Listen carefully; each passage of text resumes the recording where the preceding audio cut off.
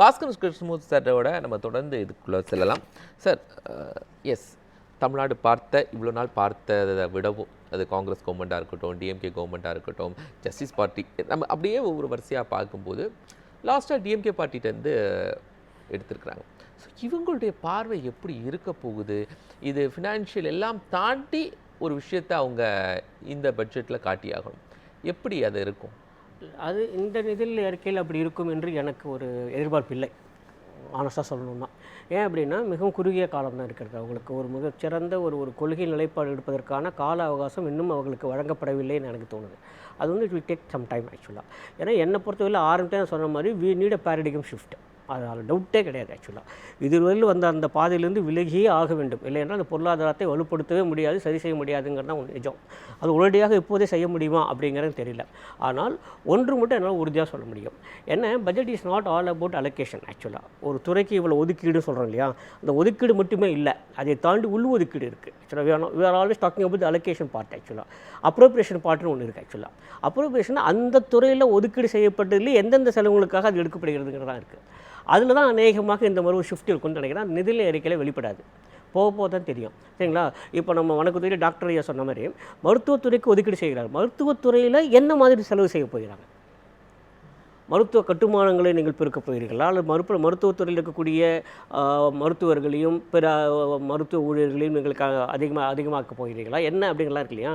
அந்த உள் ஒதுக்கீடு இருக்கு இல்லையா, அதுதான் இந்த மாதிரி மிக முக்கியமானதாக கவனிக்க வேண்டும் நான் நினைக்கிறேன். ஏன்னா ஒதுக்கீடு பெரும்பாலும் பெரிய அளவில் ஒரு ஷிஃப்டில் இருக்கிறது வாய்ப்பு இல்லை இப்போது. ஏன்னா 8 மாதங்கள் தான் இருக்குது. இந்த 8 மாதங்களுக்குள்ளாக ஒரு மிகப்பெரிய ஒரு கொள்கை நிலைப்பாட்டை எடுத்து அதற்கு ஏற்ப நிதி ஒதுக்கீடு செய்வதெல்லாம் இயலாத காரியம்தான்.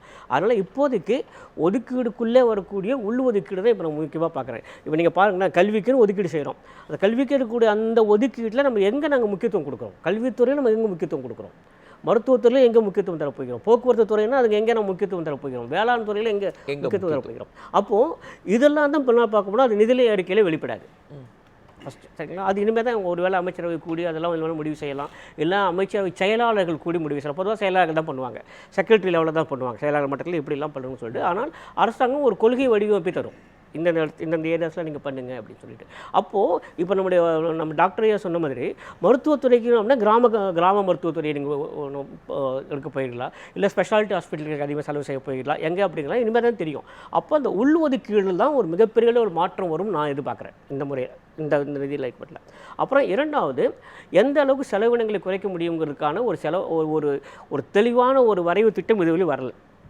வெள்ளை அறிக்கையும் கொடுத்தாங்க, ஆனால் அதற்கு பிறகு என்ன நடக்க போகிறதுக்கான ஒரு வரைவு திட்டம் இது வரைக்கும் வரல. ஒரு டிராஃப்ட் பிளானே இல்லை இது வரைக்கும், வெளியே வரல. இருந்திருக்கலாம், ஆனால் வெளியே நமக்கு வரல. இந்த மாதிரி நிதிநிலை அறிக்கை வந்த பிறகு நமக்கு தெரியும் என்ன நடந்திருக்கு அப்படின்னு சொல்லிட்டு. ஆனால் எனக்கு ஒரு சிறிய வருத்தம் உண்டு. ஒவ்வொரு முறையுமே எல்லா அரசாங்கத்துக்கு மேலேயுமே எனக்கு ஒரு வருத்தம் உண்டு. என்ன அப்படின்னா, அது என்ன அவ்வளோ பெரிய ரகசியம், ஒரு இராணுவ ரகசியம் எனக்கு புரியவே இல்லை, புரியல. ஒரே ஒரு உதாரணம் மட்டும் சொல்லிட்டு போயிடுறேன், இது அரசியல் பார்வையாக இல்லாமல் சொல்கிறேன். 3-4 ஆண்டுகளுக்கு முன்பாக சென்ற ஆட்சியும் போது தொழில்துறை அமைச்சர் எல்லாரும் முன்னாலையும் வெளிப்படையாக சொல்கிறாரு, நாங்கள் இந்த நிறுவனத்துடன் புரிந்துணர்வு ஒப்பந்தம் கையெழுத்திட போகிறோம், இன்னும் 1 நாட்கள் கையெழுத்து ஆகிவிடும், கையெழுத்து ஆகுவதற்கு முன்பாக உங்களிடம் நாங்கள் சொல்ல முடியாது. இல்லை, கையெழுத்து முன்னால் தான் சொல்லணும் மக்களுக்கு. எம்ஓஇ இருக்குல்ல, மெமோரண்டம் ஆஃப் அண்டர்ஸ்டாண்டிங், அதில் என்ன இருக்குங்கிறத மக்களுக்கு முன்னால் சொன்னதாலும் புரியும். சொல்ல முடியாதுன்னு சொல்கிறாரு, அப்படியே சொல்ல முடியாதுங்க, கையெழுத்தானதுக்கப்புறம் சொல்கிறோம். இது என்ன ஜனநாயக மாண்புன்னு எனக்கு புரியல. அதனால் பொருளாதாரத்தை பொறுவில் இப்போது கூட ஏராளமான மூடு மந்திரங்கள் இருக்கின்றன. அது எல்லாத்தையும் முதல்ல எடுத்தாகணும். இப்போ நம்ம டிஸ்கஸ் பண்ணுறோம் இல்லையா, இந்த நிதிநிலை அறிக்கை என்னெல்லாம் வரப்போகிறது அப்படின்னு டிஸ்கஸ் பண்ணுறோம் இல்லையா, இதை குறித்த ஒரு வரைவு கூட இது வரைக்கும் எங்கேயுமே இல்லை. நிதிநிலை அறிக்கை 10 மணிக்கு அவர் கொடுத்ததுக்கப்புறம் தான் எனக்கு என்னென்ன செஞ்சுருக்காங்கன்னு தெரியும். ஏன் ஒரு ஜனநாயக குடியரசு நாட்டில் இந்தளவுக்கு ஒரு பெரிய மர்மம் இருக்கணும்னு எனக்கு புரியவே இல்லை, இது வரைக்கும் இல்லை, தொடர்ந்து கட்டிட்டு வரும். அதனால் இதெல்லாம் என்னென்னா, எந்த அளவுக்கு நீங்கள் பொருளாதாரத்தை ஒரு மூடு மந்திரமாக வைத்துக்கொண்டு இருக்கிறீர்களோ அந்த அளவுக்கு அதனுடைய பயன்பாடு மிக நிச்சயமாக அரிதாகத்தான் இருக்கும், நேரடியாக போய் சேராது. அப்போது எனக்கு மக்கள் நலன் சார்ந்த அடிப்படை சமுதாய தேவைகளை சார்ந்த ஒரு பொருளாதார அமைப்பு நமக்கு வேணும்.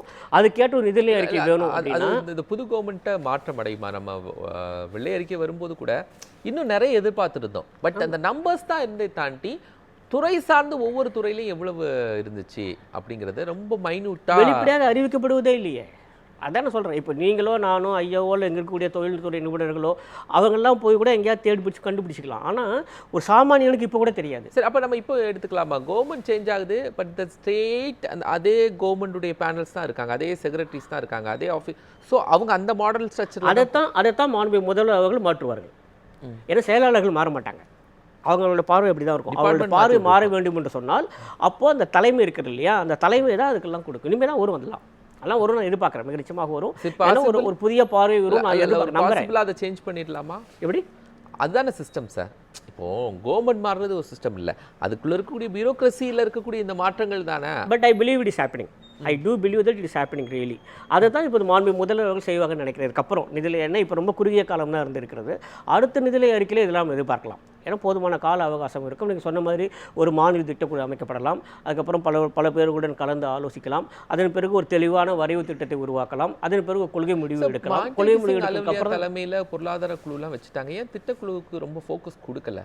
ஃபோக்கஸ் கொடுக்கலாங்கிறது இல்லை, இப்போதைக்கு போகட்டும், கட்டாயம் கொடுப்பாங்க. அதெல்லாம் கொடுக்கலாம், ஒன்றுமே இல்லை. இங்கே பாருங்களேன், அது திட்டக்குழுவாக இருக்கட்டும் அல்லது உங்களுக்கு சொல்லக்கூடிய அந்த பொருளாதார ஆலோசனை குழுவாக இருக்கட்டும், இவங்கெல்லாம் பெருசாக எதுவும் பண்ணிட போகிறதே இல்லை, ஒன்றுமே பண்ணலை. நீங்கள் பார்த்தீங்களா, கடந்த 5 ஆண்டுகள் இருந்தது பொருளாதார குழுன்னு ஒரு ஆலோசனை குழு. என்ன பண்ணாங்க? ஒன்றுமே பண்ணலையே. திரும்ப திரும்ப கேட்டோம், நீங்கள் என்ன பண்ணீங்கன்னு கேட்டோம், ஒன்றும் சொல்லலையே. அரசியல் பேசியதோ எதுவும் பண்ணல, மன்னிக்கணும்.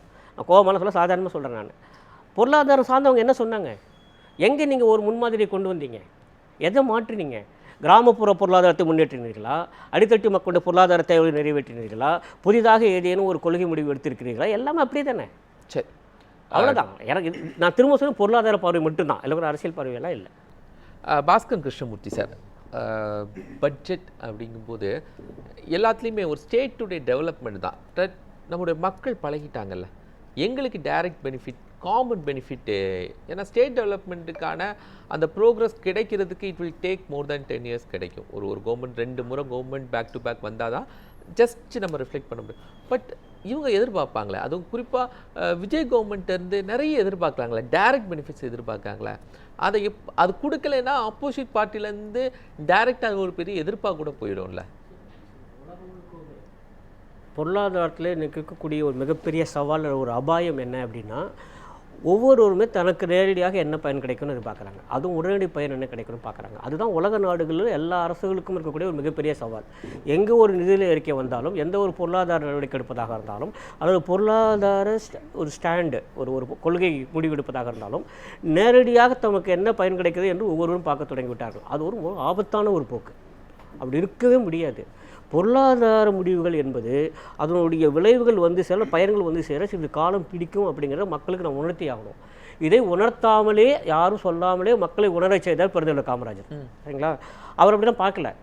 இப்போ நான் பண்ணுறேன், அந்த பலன்கள் வெகு நாட்கள் கழித்து கிடைத்தாலும் பரவாயில்லையே, நான் பார்த்துக் கொள்கிறேன் என்று அந்த ஒரு மன துணிச்சல் இருக்கிறது, ஒரு அரசியல் துணிவு, ஒரு தார்மீக துணிவு இருக்கிறது இல்லையா, அது இப்போ வெகுமாக குறைந்து விட்டது. மக்கள்கிட்ட நம்ம சொல்லியே ஆகணும்.